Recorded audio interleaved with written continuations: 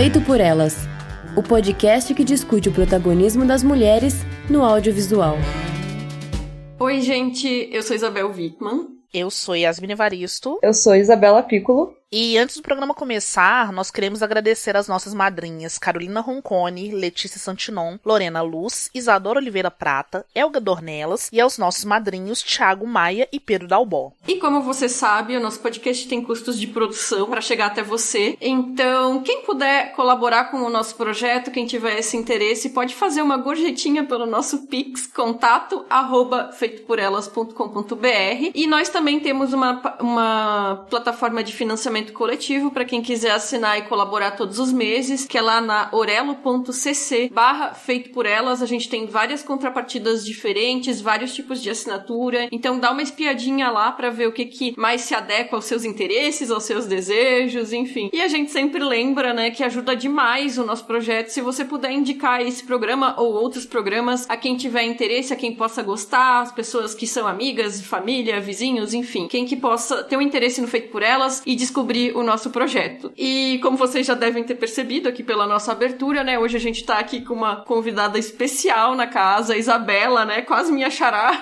do podcast Horrorizadas. Isa, se apresenta pra quem estiver ouvindo, fala um pouco do seu projeto pra quem, por um acaso, ainda não conhece o Horrorizadas. Oi, meninas, primeiramente agradecer o convite, fiquei muito feliz. Adoro o trabalho de vocês. Bom, eu sou a Isa, do Horrorizadas Podcast. É um projeto aí que surgiu em 2020, com a missão de trazer filmes de terror que fujam um pouco aí do cinema pipocão. Nada contra, inclusive eu adoro, mas eu tento focar mais nesses filmes independentes que muitas vezes são desconhecidos ou filmes pouco falados e que mereciam mais atenção, né? E eu tento também trazer trabalhos feitos por mulheres, a gente tem várias listas e episódios especiais também, focando nisso. E no momento, assim, eu tô com 3 redatoras pra me ajudar ali no blog, né, que é a Tati Regis, a Malu Correia e a Mandy. Então, basicamente, esse é o Horrorizadas. Muito legal. É um projeto muito bacana e é muito interessante, né? Tu tinhas falado também sobre como era cada vez mais difícil encontrar os filmes de mulheres e tal. Isso, é porque, assim, como a gente tá no mês do Halloween, né, e vocês estão fazendo esse especial, eu lembrei que desde que a gente começou o podcast, todo ano tem sido mais difícil arranjar temas para falar sobre Halloween, né? Porque a gente quer sempre fugir das listas clássicas, né? E a gente não consegue, às vezes. E hoje a gente tá fugindo um pouco, né? Porque a gente tá falando de um filme que, embora até ele seja conhecido até na bolha, assim, mas a gente não conhecia, né? Conhecia de nome, né? Enfim, né? Não conhecia de assistir. Ouçam muito mesmo Horrorizadas, leiam, vão atrás, porque assim como a gente aqui no Feito por Elas faz sempre essa curadoria, tá preocupada em trazer filmes que sejam sobre mulheres, lá no Horrorizadas as meninas estão tirando a gente dessa zona de conforto e trazendo a gente pra mais próximo de alguns filmes que é isso, né? Estão totalmente fora do radar, algumas coisas que a gente às vezes nem fica sabendo que existe. E aí eu agradeço muito, porque o ano passado eu gravei foi com a Isa mesmo, o The Most Beautiful Island, que é Fobia, se não me engano, em português, também dirigido por mulher, né? E foi um filme que assim, eu nunca tinha ouvido falar, caiu super de paraquedas, e tem uma pegada meio de thriller, com terror, e tem uma coisa de questões sociais, relações de xenofobia, né? Imigrantes e tal, enfim. Ouçam um episódio, vai ficar linkado aqui. É isso, só aqui elogiando mesmo. Domênica, aplausos pro Feito por Elas, aplausos pro Horrorizadas.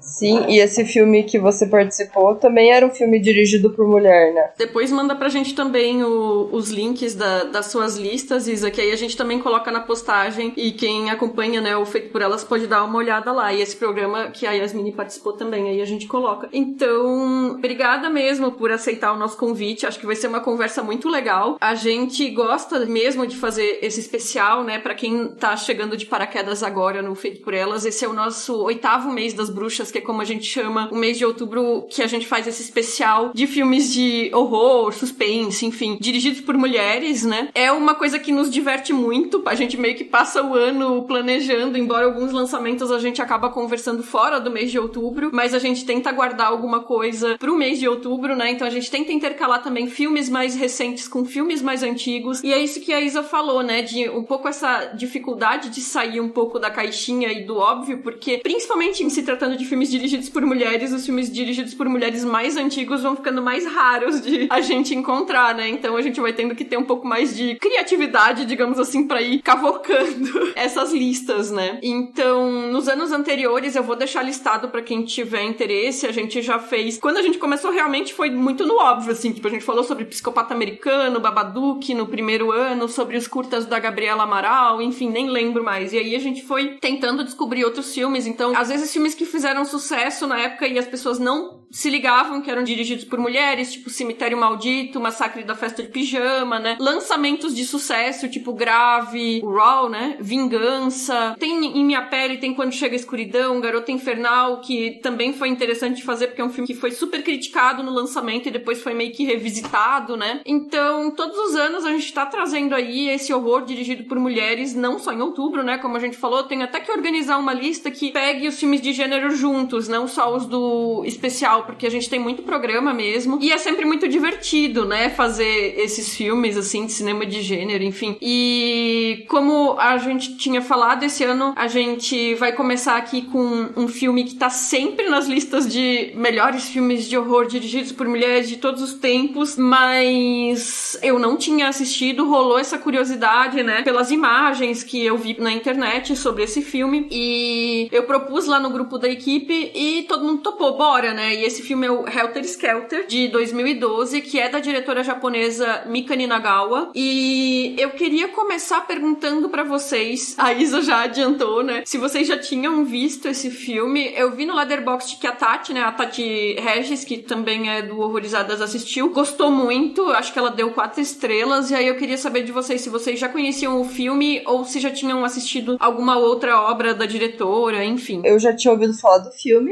só de nome, mas eu não tinha ideia do que ele se tratava, né? Inclusive, eu assisti sem saber nada, nem sinopse, né? Geralmente eu faço isso quando é um filme que pedem pra eu assistir, né? Pra gravar alguma coisa, eu geralmente procuro não ir atrás nem de sinopse. Eu só pesquisei mesmo pra saber que filme que era, né? Com certeza pra confirmar com a Yasmine, pra não assistir o filme do Charles Manson e tal. E eu chegar falando do filme, nada a ver. Enfim, mas brincadeiras à parte, eu não sabia mesmo do que ele se tratava. Então eu acho que eu não fui com expectativas, Fui ver o que era. Esse filme do Charles Manson aí, que inclusive todo mundo assistiu, né? E dá pra confundir fácil, né? Com o mesmo título, né? Exatamente o mesmo nome. Pois é, e tem o cara do Lost, né? Eu lembro quando eu fui ver, eu falei, o cara do Lost. E aí depois ele fez o Jesus no American Gods. Ai, verdade! Ai. Bem nada a ver, né? O cara já foi Charles Manson e já foi Jesus, socorro.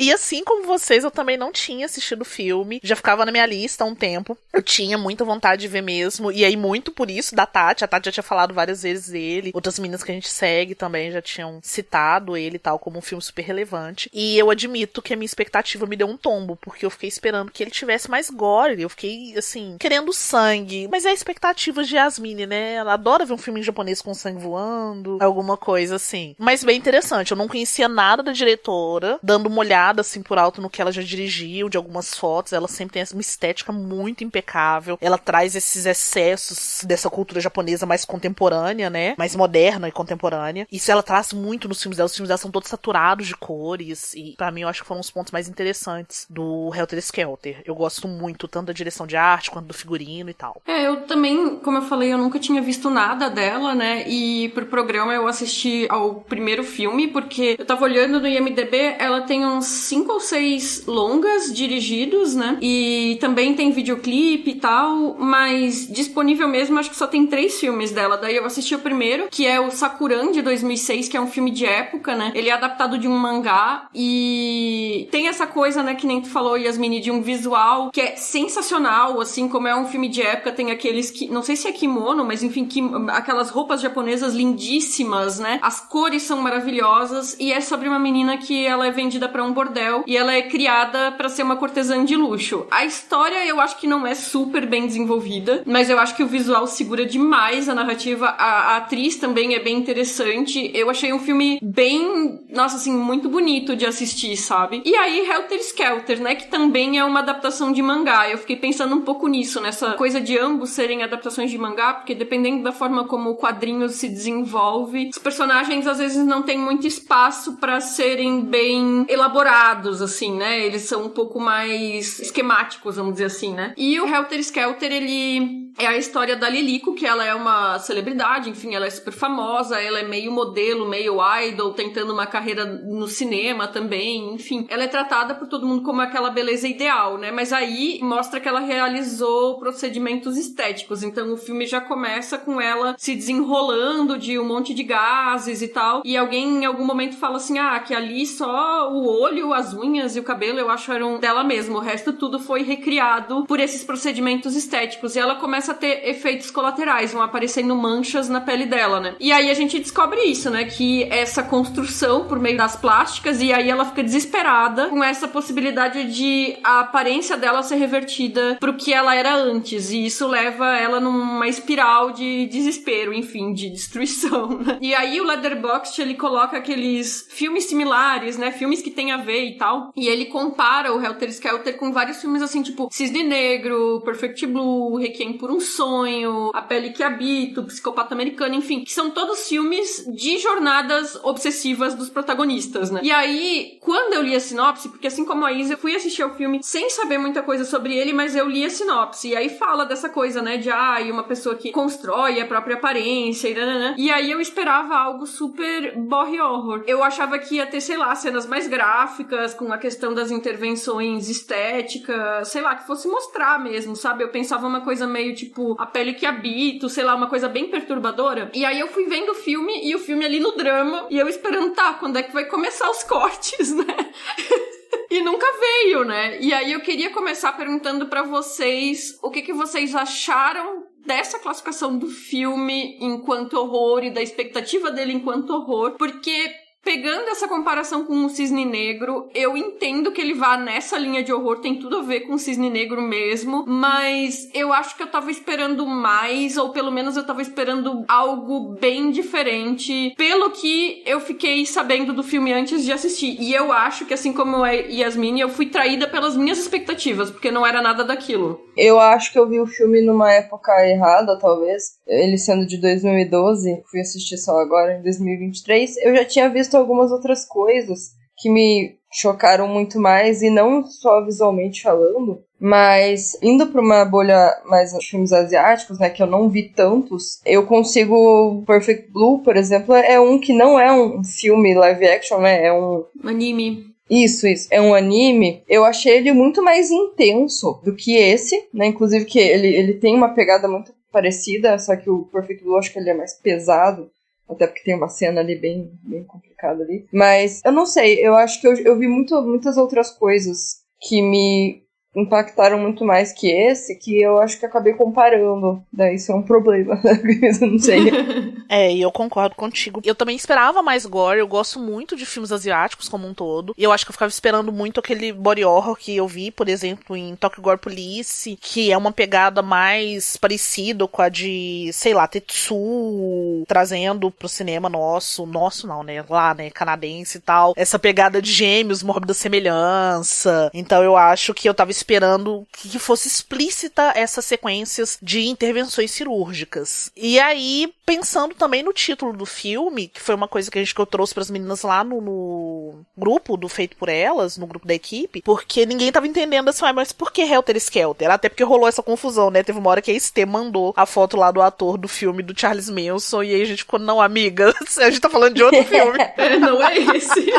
Não é esse. Mas muito isso, assim, de por que Helter Skelter? E aí eu fui dar uma pesquisadinha, porque eu já tinha lido alguma coisa, e aí eu lembrei que tinha umas anotações minhas falando que Helter Skelter é uma montanha russa. Então fala desse processo de altos e baixos. Então eu fiquei pensando se o filme, isso assim, antes de assistir, né? Fiquei pensando se o filme não seria sobre esse alto e baixo da imagem dessa mulher, que quando essa imagem entrasse em colapso, ela passasse a se desfazer, né, dessa beleza, e até então eu não sabia se seria algo físico, como no filme vai aparecendo depois, que é realmente os efeitos colaterais das cirurgias plásticas que ela vai fazendo. Eu achei que seria uma coisa muito mais do passar do tempo, do envelhecer da personagem, que esse Helter Skelter tinha essa ligação com esse alto e baixo emocional e físico da personagem. Então, que nem você, Isa, traída totalmente pela nossa perspectiva. Eu não sabia o significado do Helter Skelter, mas agora você falando, faz muito sentido pra mim também, por conta dos altos e baixos da carreira, né, de uma atriz que tá sempre pressionada a tá sempre bonita e não envelhecer. Então você vê muito isso na personagem, né? Ela uma hora tá no topo, né? Depois entra outra pessoa, né, que pode ser uma concorrente, né, daí entra ali aquela coisa de competição, né, feminina, só que a outra também nem tá meio que, tipo, não tá nem aí, né, mas ela, né, ela tá muito mais... Ela saca, né, que faz parte desse processo, você tá em evidência e num dado momento você... Ela tá numa engrenagem, né? Isso. Mas quando vocês estavam falando de filmes que chocam mais visualmente, queria ver cortes e tal, vocês conhecem um filme chamado Escravos da Vaidade? Um filme de 2004. Não. Em inglês ficou Dumpling. Eu conheço Dumplings. Gente, esse filme não tem body horror. Não do nível que vocês estão falando, mas ele choca muito. Porque eu acho que é uma coisa muito mais... Até onde a pessoa vai pra se manter jovem, sabe? Nesse filme tem isso, né? Ela fez os plásticos. Mas no Escravos da Vaidade é um outro nível, assim. Um negócio assim absurdo. Que assim, você não precisa ter algo visual pra ficar chocada. Então, eu acho que isso... Acho que eu comparei muito com esse filme. E por isso que eu achei ele tão inferior nesse sentido, sabe? Então, fica uma indicação aí. E eu acho que é legal pensar também, assim, foi uma coisa que me veio agora, depois de ter digerido um pouco mais o filme, é de entender o quanto que a gente tá falando também de um horror que é um horror moral. Porque você tem essa personagem completamente vilã, que a vilã pra mim ali é muito mais a mãe da Lilico do que a própria Lilico, que é essa mulher que parece que o tempo inteiro tá tentando manter a beleza dela por meio do corpo da filha, né? Tem isso dela ser muito bonita, de se verbalizar que ela é muito bonita, depois de algum outro momento mostrar uma foto e mostrar que ela era tão linda quanto a Lilico é, mas ela era de uma forma natural. Então também fica essa sensação, assim, do quanto que o que é feito ali é pra essa mulher manter a imagem dela, pra ela preservar uma memória do que ela foi um dia enquanto ideal de beleza. E eu percebi, né, na mãe, né, eu tive um pensamento, assim, que ela queria replicar a imagem dela na filha, porque tem uma hora que ela mostra uma foto dela jovem e é muito igual a Lilico, né? E a Lilico tem uma irmã que é totalmente o oposto, né?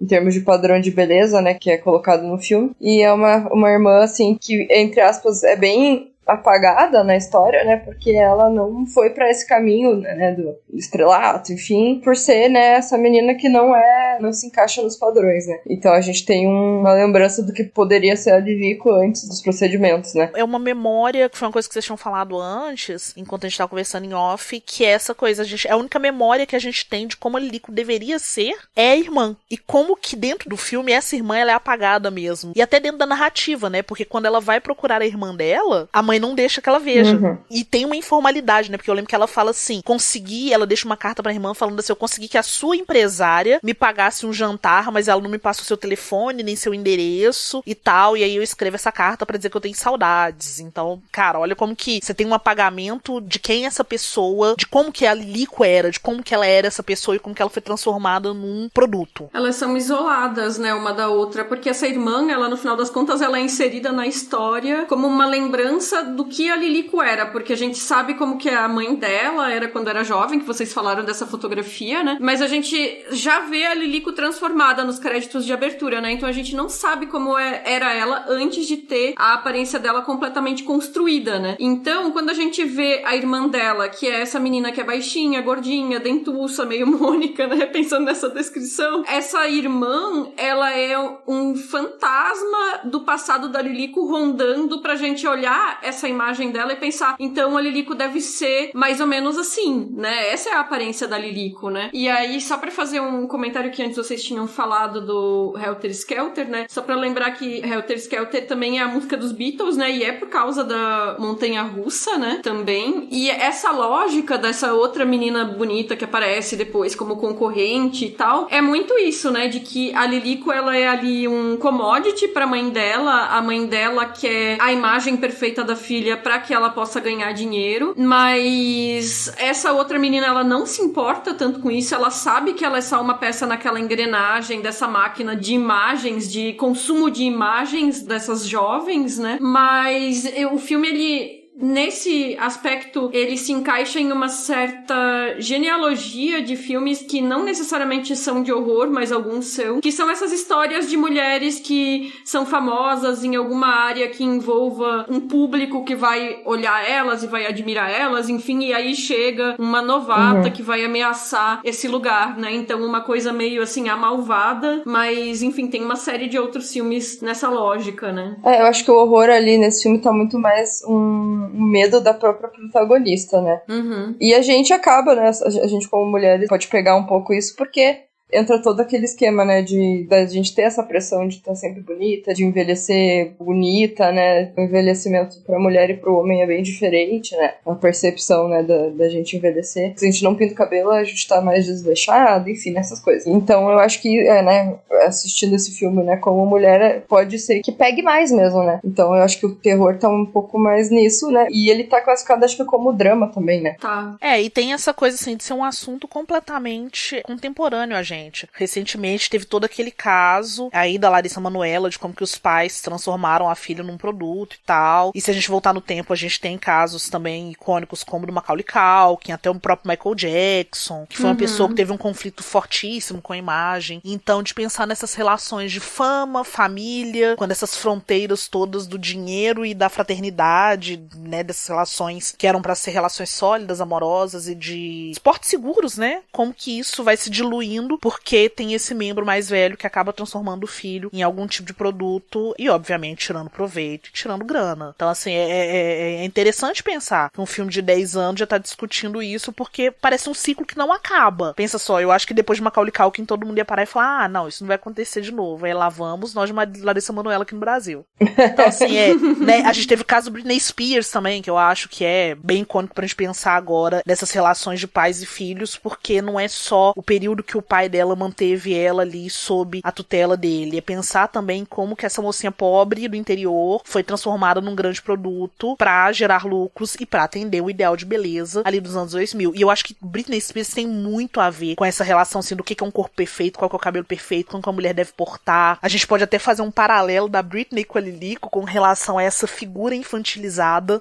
que é uma mulher que nunca envelhece, ela tá sempre presa ali naquele loop da ninfeta, né, da Lolita mesmo. Eu acho que até Lolita é uma palavra interessante, o que é isso? É uma figura infantil sofrendo abusos. Eles podiam ter ido até mais longe nesse filme. Eles não deixam claro a idade da Lilico, mas certamente ela não é menor de idade, né, eu acredito. Mas a gente pode entrar num tema muito mais pesado, que é quando envolve isso, né, porque a Britney Spears acho que tinha 16 anos quando ela começou, e ela já era extremamente sexualizada, né. Aliás, a Britney começou até antes, né, porque ela era do clube Disney. Ela começou criança mesmo, né, Disney. Mas aquele, tipo, Hit Me Baby, One More Time lá, não, era aquele clipe dela e colegial e tal, aí ela tinha, Baby One More 16 Time mesmo. anos. 16 anos. Imagina, aquilo lá, você trazendo Macaulay Culkin e Larissa Manoela, né, são estrelas mirins, né, então é até mais pesado, assim, né, porque não tiveram uma infância muito normal. Então a gente não tem, né, o contexto dessa menina, da Lilico, né, na infância dela em si, mas a gente consegue entender que ela tem uma relação bem problemática com a mãe, né, então você deve imaginar que na infância também não era diferente. Mas a Britney Spears, ela ainda também é o sinônimo de corpo perfeito, porque eu lembro que quando ela apareceu num show, tinha engordado um pouco, não tava dançando assim como antes. Nossa, todo mundo caiu em cima dela, assim, né? Eu lembro que foi bem na época que ela teve uma lesão horrorosa. Então, até pouco tempo atrás, a Rihanna, grávida, também levou um monte de hater no show dela também, porque ela não estava performando como antes, mas tipo, gente, ela tá grávida. Então, assim, tem coisas, né, que você fica, meu Deus. Mas enfim, voltando a Britney, né, então ela foi escorrachada, assim, que ela estava mais gorda e ela estava apresentando um show com a barriga de fora, a barriga que ela não tinha, de 1000 anos atrás, né, então, tipo, a pessoa a vida inteira quer ter a mesma barriga. Não é todo mundo que é a Gwen Stefani que consegue ter a mesma barriga de 1000 anos atrás, né? E nem é assim, né? Mas, enfim, ela tem essa marca registrada de ter a barriga chapada desde sempre. Mas é absurdo, né? Enfim. E agora, eu devo dizer que eu achei, assim, esse aspecto dessa crítica ao mundo da moda, ao mundo das imagens, um pouco rasa, assim, sabe? Tipo, nossa, no mundo da moda tudo é aparências, não diga, né? Ah, vá. E aí eu fiquei pensando, agora que vocês falaram de o fato de o filme ter mais de 10 anos aí, né, o filme de 2012, que ele estabelece uma relação um pouco diferente com essa questão da imagem do que a gente tem hoje em dia, que é bem interessante, que é essa transição da época do offline pra hoje em dia, que a gente é online 24 horas por dia, né, porque já apresenta ali os celulares, mas já tem alguns smartphones, mas não é algo assim tão... Tipo, eu não tinha smartphone em 2012, sabe? Sim, é a época da revista, né? É. Relembrando a revista Capricho, que também tinha aquelas coisas de... Até saiu há pouco tempo atrás uma reportagem de uma menina lá da época da Malhação, que era considerada gordinha na época, mas, tipo, extremamente magra. Acho que era Priscila Fantin. Isso, que eu choquei com isso, que eu não lembrava disso, né? Mas, enfim, a gente trazendo pra nossa vivência aqui, que eu lembro que eu era uma que era na época da Capricho, eu era adolescente, então eu tinha essa revista aí. Era muito essa mensagem, né? Crescer nos anos 2000, ser adolescente nos anos 2000 era uma merda. Nossa, gente, era tóxico demais. Gente, era muito tóxico. Eu vejo minhas fotos hoje em dia e fico pensando assim, gente, eu me achava gorda, e eu olho as fotos hoje em dia e falo, cara, só tinha cabeça e joelho. Como que eu me achava gorda? Eu tava pensando isso também, porque ontem eu vi um meme que era assim... Era um print de um tweet, que eu não vou lembrar agora de quem era a moça que tweetou, mas ela falou um negócio assim, ser mulher é olhar uma foto de 10 anos atrás e pensar, meu Deus, como eu era maravilhosa, e na época eu me achava um lixo, e hoje em dia tu continua se achando um lixo, e daqui a 10 anos tu vai olhar as fotos, meu Deus, como eu era maravilhosa. É. Mas era isso, no grupo do Feito por Elas de seriados, a gente tá revendo Buffy, e aí a gente conversa um pouco sobre algumas questões da moda da época também, né? E, enfim, quem viveu anos 90, anos 2000 na adolescência, que é o nosso caso, assim, né? Eu sempre falo assim, gente, eu acho que foi a pior época pra ser adolescente e menina, né? Porque era a época da extrema magreza, era a época da cintura baixíssima, era a época ainda que tinha influência das supermodelos magérrimas e era uma cobrança por aparência que hoje em dia deu uma mudada, assim, né? Nossa, era uma coisa bizarra. Você tá falando isso, eu lembro que as meninas da minha idade, elas fumavam e mascavam chiclete pra não comer e não engordar. Uhum. Cara, bizarro isso. E isso afetava, gente. Isso afetava com certeza, né? Eu lembro que eu, na época, sabia, sei lá, e aquela coisa de saber qual era a caloria de qualquer comida. Tu me dizia uma comida, eu sabia quantas calorias tinha, assim, né? Tipo, sei lá, com 13, 14 anos, né? E aí, por isso também que eu fico pensando dessa questão de ninguém poder descobrir que a Lilico fez plástica, né? Da comparação com a irmã, que a irmã tem essa aparência, essa não é a aparência dela, enfim. E aí eu fico pensando que na vida real, mesmo, pelo menos no nosso contexto, as pessoas não se importam tanto com a questão de quem faz ou não faz plástica. Então eu mencionei ali anos 2000, cintura baixa e tal, né? Todo mundo fazia lipoescultura, as famosas, né? Não todo mundo, né? Mas enfim. E as pessoas, elas só se importam que essa plástica seja, entre muitas aspas, bem feita, né? Então assim, a gente vê uma atriz, uma famosa mais velha, e quando percebe que o rosto dela tá muito esticado, né? As pessoas falam, nossa, porque ela fez isso, ela destruiu a beleza dela e não sei o que lá. Mas quando as pessoas veem, por exemplo, uma Jane Fonda, a gente vê normalmente as pessoas falando assim, tipo, nossa, parabéns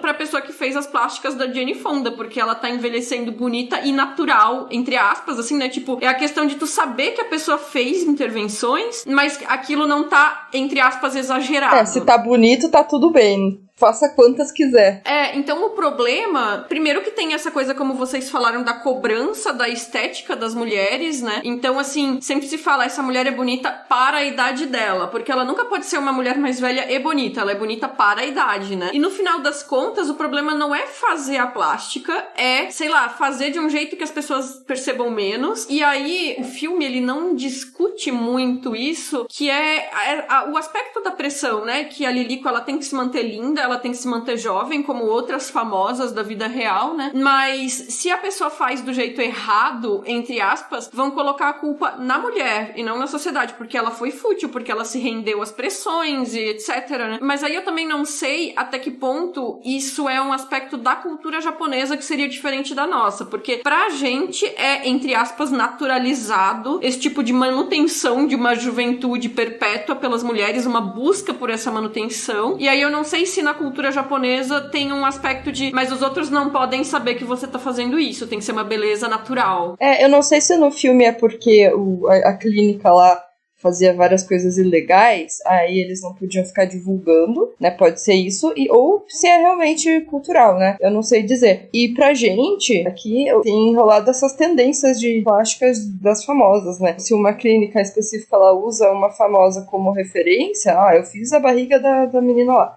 As pessoas vão querer também, porque elas seguem a garota e vão querer fazer a mesma coisa. Então, pras clínicas de estética, né? Pra essas grandes empresas, é muito lucrativo você falar que a tal pessoa fez com você a plástica, né? Então é bem diferente mesmo do filme. Mas é porque o filme em si fala de uma clínica que faz coisas bem erradas, né? Então eu não sei se é isso também, né? E eu fiquei pensando também, porque mais pro fim, né, quando se descobre que ela foi toda montada, que ela fez plástica, você tem várias vozes em off ali, de meninas, né, falando, então quer dizer que ela é falsa, meu Deus, isso não é verdade. Então eu concordo com vocês, que pode ser uma perspectiva da gente que tá aqui no Brasil, vivendo uma realidade totalmente diferente da que eles vivem lá no Japão, com referência. E aí eu fiquei pensando, mais uma vez, em casos totalmente reais, né, a VTube, eu vi que ela foi esculhambada por um monte de gente, porque resolveu, depois da gestação dela, mostrar como que é um corpo de uma mulher que acabou de ter um bebê. Então, assim, ela não fez nenhum procedimento estético, ela tava fazendo vídeos mostrando que a barriga tava flácida, que ainda tava grande, que não tinha voltado, né, logo nos primeiros dias depois dela ter bebê, que ela tinha estrias, celulite, outras coisas. Então, assim, é isso tudo que a gente tava falando, como que tem uma cobrança gigantesca pra um ideal de beleza nesses corpos, e aí, trazendo o que a Isa trouxe, é isso, né, ninguém nunca questiona uma mulher que fez plástica. Todo mundo sabe que a fulana de tal que acabou de ter bebê e tá com a barriga chapada, fez plástica. Porque toda pessoa que entende um mínimo de biologia humana sabe que um corpo de uma mulher que engravidou não vai voltar. Não há nenhuma genética possível que vai fazer você voltar com a sua barriguinha. Não tem esse milagre. Não, nem as meninas mais novas que eu já vi gente falando assim, mas quando você é mãe com, sei lá, 17 anos, 20 anos, seu corpo volta mais rápido. Tudo bem, elasticidade volta mais rápido, mas o mais rápido não é um milagre de um mês depois eu posso exibir uma barriga chapada. E dependendo do tamanho da barriga, não volta. É porque o corpo se acomoda, os órgãos mudam de lugar, enfim, uma gestação é um negócio que movimenta todo o organismo, né? Não tem essa coisa de, tipo, vou voltar exatamente como era antes, enfim, né? E, assim, na minha bolha, eu devo dizer que eu vi muita gente, pelo contrário, assim, elogiando a VTube, porque essa coisa de, é uma menina muito jovem, ela é rica, ela é famosa, enfim, né? E ela trouxe uma realidade, assim, que as mulheres, entre aspas, comuns vivem depois de dar à luz, né? E que as famosas um pouco que resguardam essa imagem de uma beleza idealizada, né? E as pessoas elogiaram muito, assim, como que ela mostrou o que é a vida real, sabe? Tipo, parir é isso, sabe? Não tem como ser diferente disso. E eu penso que também quem faz as plásticas depois de uma gravidez também é criticada porque, não esperou, não... Assim, nunca tá bom, né? Você faz plástica, daí você vai ser criticado. Se você não faz, também é. Mas a VTube fez algo bem interessante, né? Que ela gerou muita identificação, né? Sim. Isso, hoje em dia na internet é tudo, né? Desde memes, né? Até isso, né? Porque as mulheres, de novo, entre aspas, comuns, né?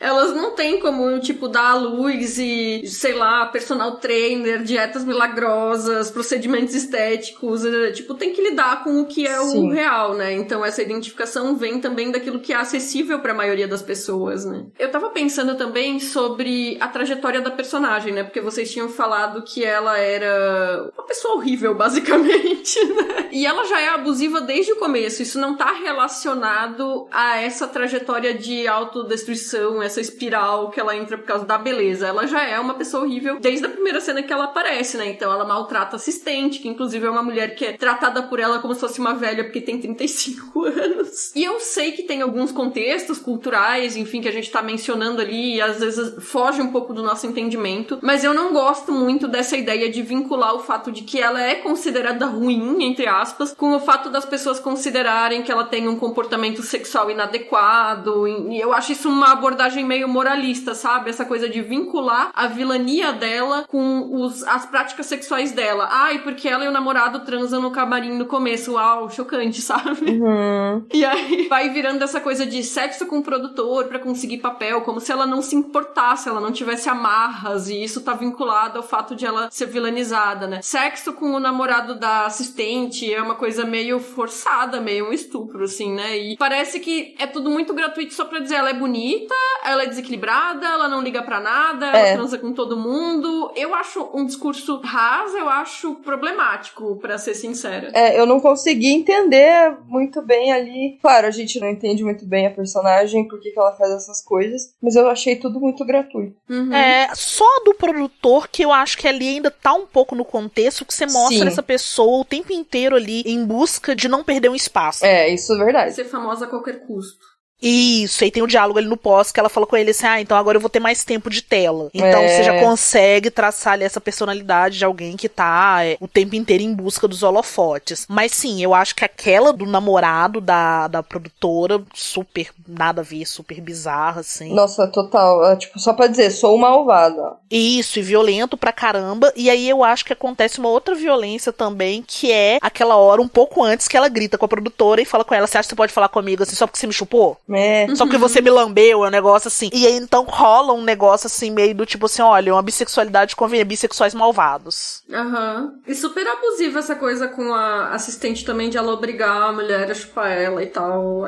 Forçada, assim. E deixa ela numa posição de vilanesca que, assim, eu discordo bastante. Pra mim, a grande vilã do filme ali realmente é a mãe. A mãe, a partir do momento que ela escolhe transformar a filha num produto, ela se torna uma pessoa totalmente violenta, assim. E deliberadamente, porque naquele primeiro procedimento que ela faz pra poder tirar o negócio da mancha lá do rosto, que a mãe tá conversando com a cirurgiã, já dá a entender ali que as duas já trabalham juntas há muito tempo, e é do tipo assim, quem é essa menina pra ficar gritando desse jeito? Quando ela chegou aqui ela não era nada, a gente que transformou ela, né, bem do tipo assim, que bom que a senhora trouxe ela aqui, senão ela não seria, e essa deusa maravilhosa que todo mundo deseja. E parece muito uma coisa sem consentimento, né? Vamos fazer os procedimentos, queira você ou não, né? E isso me lembrou muito um depoimento que a Xuxa deu há um tempo atrás.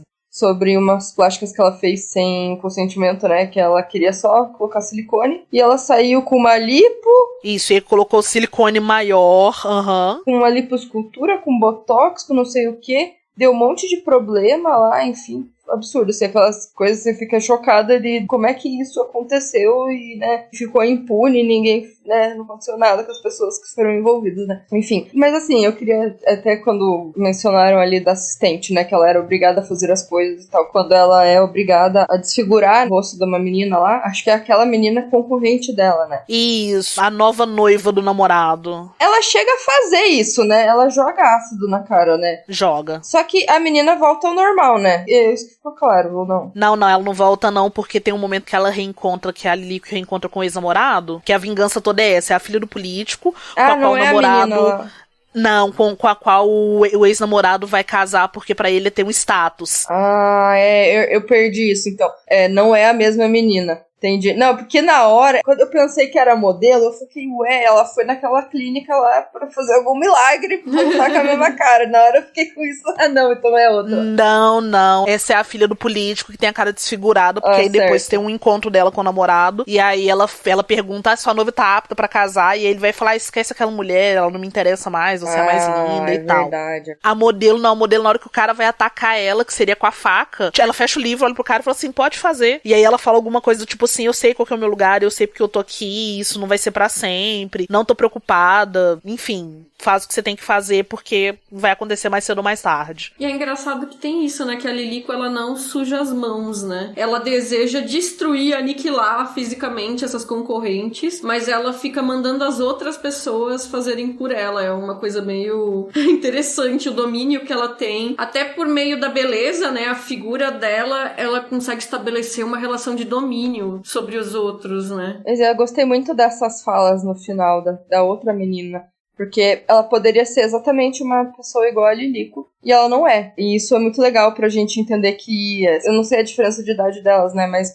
meio que representando uma outra geração mais consciente de tudo, né, de todo aquele meio, né. Uhum. Concordo, que eu fiquei com a mesma sensação de que pra ela é mais confortável que isso passe um dia que ela deixe de ser famosa, porque ela já tá inserida num outro contexto. E aí eu fico pensando no que a Isa trouxe mais cedo, que é isso, a gente não sabe a idade da Lilico, então de qual geração que ela é? Será que ela é dessa geração que ainda tá muito afetada por esse body negative, vamos chamar assim? E essa outra garota já representa essa galera do body positive que para e pensa assim, enfim, posso fazer outras coisas na minha vida que não seja depender apenas da minha beleza e do meu corpo.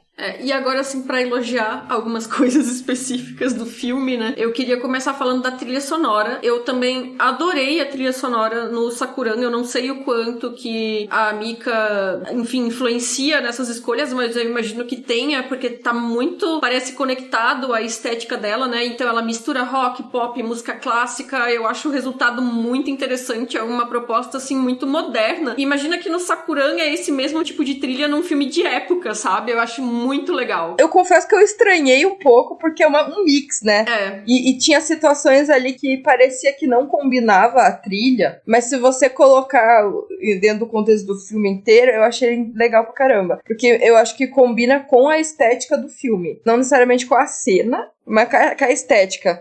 Acho que a Isa fez um comentário anterior que a diretora, ela dirige muitos videoclipes, né? Uhum. E depois que fez muito mais sentido também o visual do filme pra mim. Parece muito um videoclipe. Até quando tem aquela cena que ela surta com as borboletas lá, e ela começa a jogar o bolo e não sei o quê. Quando ela cai no chão, tá tudo muito lindo, né? Por mais que seja tudo bagunçado, o cabelo dela tá todo misturado ali com as coisas. Ficou um negócio bonito ela caída no chão e o bolo, tudo, as borboletas no chão. E eu achei a coisa mais linda, assim. Eu fiquei, meu Deus, aquilo ali ficou muito lindo. Muito videoclipe, sei lá. Sim, o trabalho de arte desse filme é muito bonito, assim. O figurino é lindo. A Isa, eu sei que ela ama figurino e eu acho que ela vai concordar comigo que o figurino é lindo, lindo, lindo, assim. Muito. Nossa, muito massa. E todos os personagens, né? Porque eles não criam ali uma estética pra valorizar só a Lilico. Eles estão mostrando que tá todo mundo envolvido naquele espaço mesmo. Sim. E eu gosto muito de uma coisa que tem ali de cenografia no quarto dela, que a gente fazendo um comparativo com o apartamento no qual a produtora mora, que é aquele lugar pequenininho, né? Você vê ali uma mesa, do lado você tem um sofá, que tem aquelas várias cenas do namorado, da produtora deitado no sofá e tal, etc. A cozinha tá logo ali do lado. Um pé direito minúsculo. Minúsculo. Aquele verde e amarelo no chão que vai te dando uma angústia porque tem uma iluminação vermelha. Isso é muito recorrente no cinema japonês, né? Esse uso do vermelho e verde. Eu já li algo sobre, mas eu não lembro o que é. Mas tem uma coisa de uma simbologia espiritual aí no meio, que fala sobre alguma coisa de morte e vida, enfim, dessa linha e tal. E aí, você tem esse lugar, assim, que é opressor, e o quarto da Lilico, que poderia ser um espaço menos opressor, porque ele é muito mais amplo. Você percebe que ele é muito maior, ele é entulhado de coisa. Uhum. É cheio de acúmulos, assim, você tem poltrona e tecido, decoração. Tipo, morar ali, meu Deus. É uma coisa barroca, né? É, exageradíssimo. Barroco é a melhor definição, gente. É isso. O que pareceu também, o que eu consegui comparar, foi o começo da casa dela e o final, né? Você vê que ele vai decaindo também, né? No final já tá aquela coisa bagunçada, quebrado, né? E o quarto dela vai se tornando cada vez mais um camarim. Ela é cada vez mais personagem, vai ficando cada vez menor, com uma iluminação que é mais próxima mesmo, como se fosse aquelas luzes que ficam ali no entorno daqueles espelhos de camarim. Eu acho que tem umas escolhas, assim, muito boas, que potencializam essa coisa do filme de mostrar como que cada vez mais ela é um produto, mesmo quando ela quer deixar de ser. Inclusive, no quarto dela, aquele momento em que tem um negócio que parece uma janela, mas é meio que um projetor, alguma coisa assim. E aí tem uma figura imensa de um lábio com um batom vermelho, né? É um negócio estranho, assim. Mas isso era o outro aspecto que eu queria elogiar, né? Porque a Mika Ninagawa é fotógrafa, né? Ela é mais conhecida pelo trabalho dela de fotografia. E ela tem umas fotografias super vistosas, ela usa uns elementos florais, é tudo muito pop art, é tudo muito explosão de cores, assim, né? E aí os filmes dela são assim também, né? Esse monte de cores, essas iluminações perfeitas, umas composições que a gente fica assim, sem ar, né? E aí aqui, eu fiquei pensando muito nesse contraste desse mundo de cores que é o da Lilico, com aquela coisa do detetive que é noir, né? Aquela sala com a luz vazando pela persiana e tal, é um contraste, assim, né? E também essa coisa, ela faz umas montagens, né? De sequências de Lilico sendo fotografada, fazendo ensaio fotográfico e tal, ou em eventos, e é só aquela coisa meio que slides, assim, momentos que que informam sobre o que é a rotina da Lilico e como que é a vida dela, né? E essas montagens são lindíssimas, assim. E sobre o apartamento dela, eu fiquei pensando também nessa questão dos elementos religiosos. Eu não sabia do verde e do vermelho, mas ela incorpora elementos religiosos cristãos na decoração, que me chamam muita atenção. Então, no espelho dela tem um crucifixo transparente com Jesus crucificado, né? Ela tem estátuas que ela deixa no chão, assim, nos cantos das paredes, um Jesus, uma Maria, eles estão com tarjas coladas em cima dos olhos. Então, tem um aspecto meio, se a gente pensa em Jesus, é uma figura meio que trágica, assim, né? Se pensar só na história sem um sentido religioso, né? E as tarjas nos olhos, enfim, evoca todo um senso de tragédia que ela usa como decoração no apartamento, né? E a composição de imagens, vocês falaram ali das pétalas, das penas, né? Eu achei aquilo ali muito lindo. E tem uma cena lindo. Tem uma cena que ela tá num banheiro vermelho e ela vai se afogando nos comprimidos coloridos. É meio a beleza americana, assim. Sim. Quando jorra sangue no final, naquele monte de passos em branco, enfim. Eu acho que a Mika, ela tem um domínio estético muito grande da narrativa, e eu acho que a questão que a gente fala um pouco de composição de trajetória dos personagens, arco dos personagens, enfim, eu acho que talvez eu vou botar um pouco a culpa no mangá, não sei, mas eu acho que talvez o mangá não seja uma fonte muito interessante pra trabalhar, e ela tenta fazer o possível com uma história um pouco fraca, usando o senso estético dela. Ela segura o filme inteiro por meio da estética. No final das contas, eu acho assim que é tudo tão lindo, tão maravilhoso, assim, a gente fica preso naquelas imagens. Eu queria ter gostado mais. Eu também. Mas eu achei tudo lindo, mas é isso. Sim. O que eu acho super bonito do filme, pra mim, o que mais me atrai é justamente essa profusão de cores, que deixa a gente até meio desnorteado em meio àquela história. E eu acho que ele trabalha muito bem esse desnorteamento quando faz, tanto na sequência inicial quanto na sequência final, mostrar as pessoas caminhando ali por aquele centro de Tóquio. Eu tô supondo que ali seja Tóquio mesmo por conta do que eu já vi, né, de imagens e tal. Que é isso, é um excesso de informações, e são informações que elas estão presas ali na sua mente e de repente elas vão sumir. Por quê? Porque a proposta publicitária, digamos assim, imagética daquele espaço e deste momento é essa, de que tudo seja um excesso, que a gente seja consumido por esse tanto de informações e que isso também vá se diluindo na mente da gente. Não importa o bastante, mas ao mesmo tempo influencia muito a gente. Gente, vocês chegaram a ver que assim, tem aquela cena bonita no final, né, que ela põe a faca no olho e achei que ela tinha morrido. Eu também. Eu também. Aí, né? Quem não viu depois, né, perdeu. Porque tem gente que, tipo, acha que acabou o filme, né? Mas daí passa um tempo, né, vai passando ali, né, os créditos. Ela ressurge com o tapa-olho todo estilizado lá. Lindo! Vocês acharam que é real aquela cena? Achei. Sabe por quê? Quando ela opta por não implicar com a produtora porque vazou aquela história dela ter sido toda montada de plástica, ela percebe que é a forma dela de manter a fama dela. Porque é isso, se ela tá sendo falada, que foi aquela frase que você trouxe lá no início da nossa gravação, ela tá sendo falada, significa que ela não morreu, ela tá sendo vista, discutida, ela não morreu. E aí, o que acontece? Quando tem aquela cena final, inclusive é a cena que o detetive cruza com a irmã dela, e a irmã dela meio que já parece estar inserida nesse espaço agora de fama e tal, ele olha pra cima e aí estão anunciando o lançamento do livro do mito Lilico. Então, assim, até a morte dela forjada traz pra ela a possibilidade de continuar sendo falada, porque ela continua sendo um ícone. E aí as vozes que vão passando todas, enquanto as pessoas vão comentando sobre quem é a Lilico e tal, etc., estão falando dela. É o famoso falem bem, falem mal, mas fale de mim. É isso aí. Resumindo, é isso. Pra mim é bem isso, assim, ela forjou a morte porque ela sabia que era a única saída pra ela. Amada, não tinha um jeito menos dolorido de forjar a morte? Nossa, né? Meter a faca no olho, você tá doido. Você tá doido. Ai, gente, eu até gostei mais do filme depois da nossa conversa. É aquela coisa assim, eu recomendo o filme pra quem quer uma explosão de exploração visual, assim, porque é uma viagem visual muito louca, mas não espere tanto da história em si, né? A história é meio Lilico ali, né? Aquele bonito que não tem nada por trás, né? É isso. É isso. Bloco de lançamentos.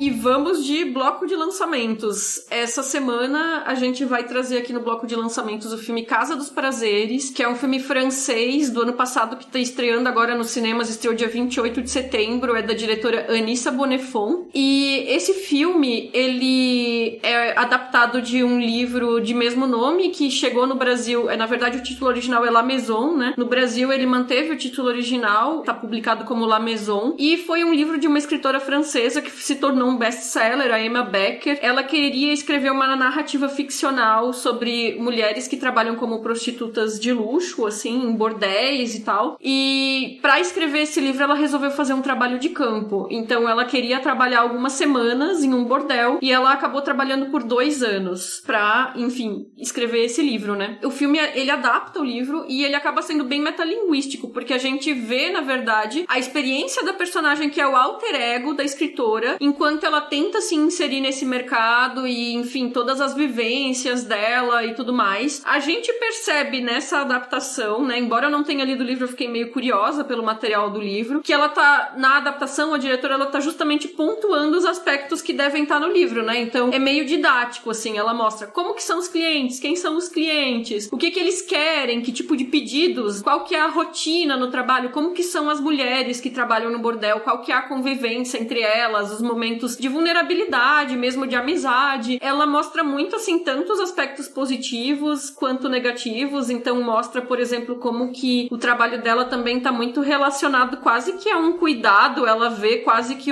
vamos dizer assim, um aspecto terapêutico de homens que são muito solitários ou introvertidos, enfim, de ela ajudar esses homens. Ela também é apresentada como uma mulher muito de boa com a própria sexualidade, então ela separa esse aspecto pessoal do profissional, ela não entra em nenhuma neura, em nenhuma crise com essa atividade, pelo contrário, ela fala assim que trabalhando como profissional do sexo, ela percebe que o maior problema no final das contas são os julgamentos que as pessoas de fora fazem, né? E também mostra que tem algumas situações de violência dentro do trabalho, mas que assistindo ao filme, pelo menos dentro da lógica da narrativa que a personagem e por consequência a escritora propôs, fica claro que esse tipo de violência também poderia acontecer fora desse ambiente de trabalho. Então, por exemplo, tem um momento que ela conhece um cara no Tinder e ela encontra ele num lugar super deserto e eu já fico, meu Deus do céu, moça, não faz isso, né?